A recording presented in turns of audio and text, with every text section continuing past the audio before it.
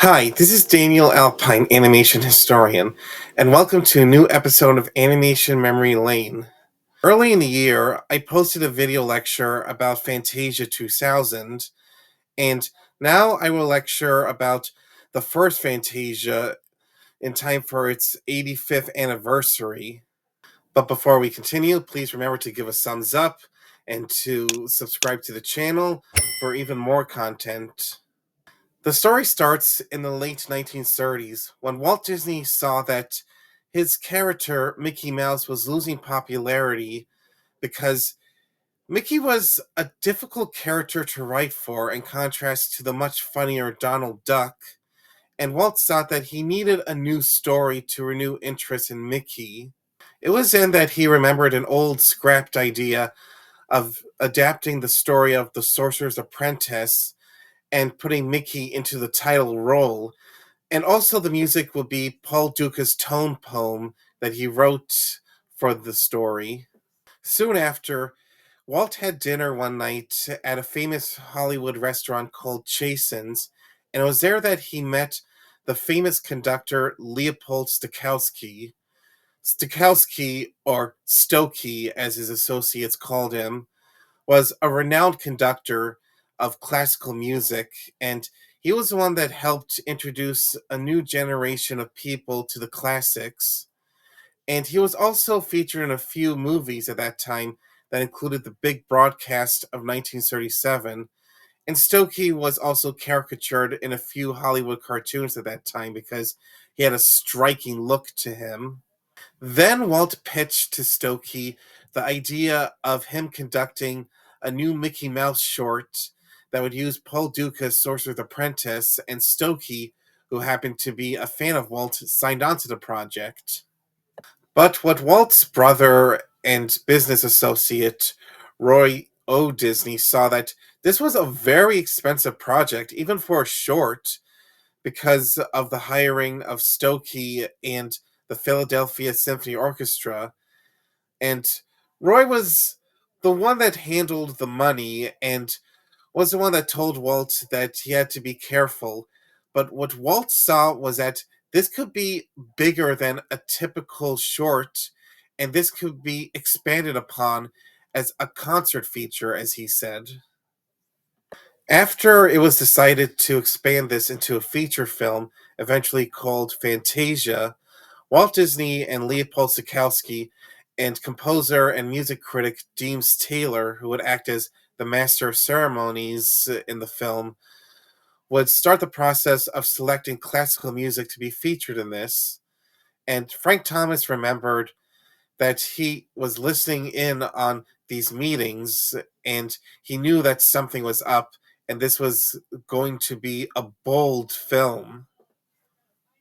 What Joe Grant said that was interesting about this project was that it was about finding the story in the music.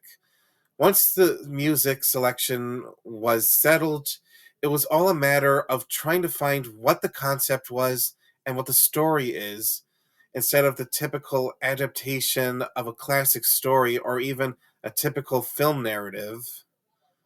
And a few of the pieces would have their own different art direction from different artists, which included the mix of abstract and representational art from Oscar Fischinger in the Toccata and Fugue, to the candy colors of Ken Anderson for the Pastoral Symphony, and also Kai Nielsen's art that was used for Night on Bald Mountain and the Ave Maria.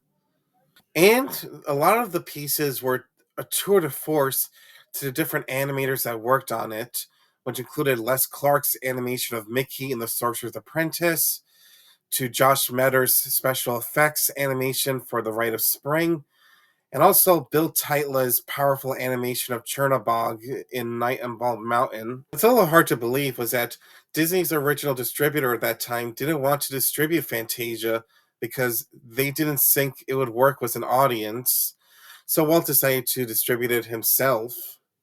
For the film's original release, Walt decided to innovate and introduce what we now know as stereophonic sound, which are stereos that surround the theater, because Stokey really wished that this film would have the feeling of listening to a concert. Fantasia premiered on November 13th, 1940, at the Broadway Theater in New York as part of a roadshow release.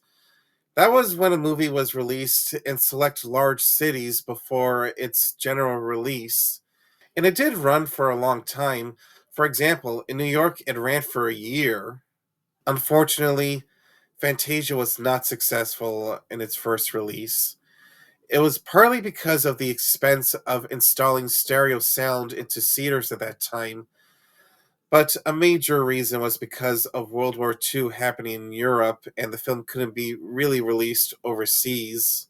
Decided to hand over the distribution to RKO, and unfortunately, too, they decided to edit the film from its original 2 hours and 4 minutes to 1 hour and 22 minutes, which included cutting all of the interstitials and also cutting the opening number, the toccata and fugue.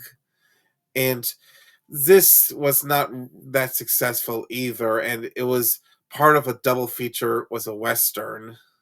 While Walt kept moving forward as he did, he still felt very dejected that his most ambitious and personal film was not appreciated in his lifetime. But at the Academy Awards, the film would win two honorary Oscars, one to Walt Disney and one to Leopold Sikowski.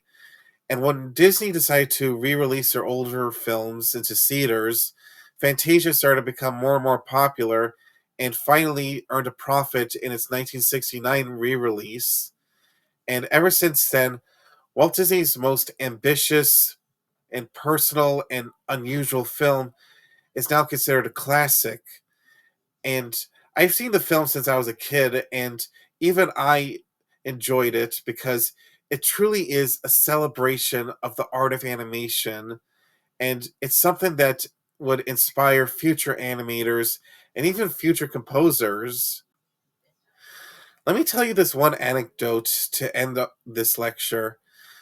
During a story meeting of the Ave Maria piece, one of the story artists said to Walt, I don't think that we're using the cartoon medium as we could with this stuff. And Walt turned on the person and said, we shouldn't think of this as a cartoon medium. We have worlds to conquer. And to me, that's all what Fantasia is about.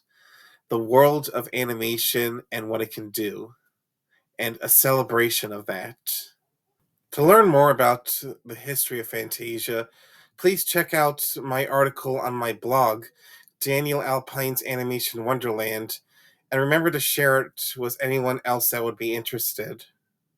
This is animation historian Daniel Alpine, and I'll see you next time.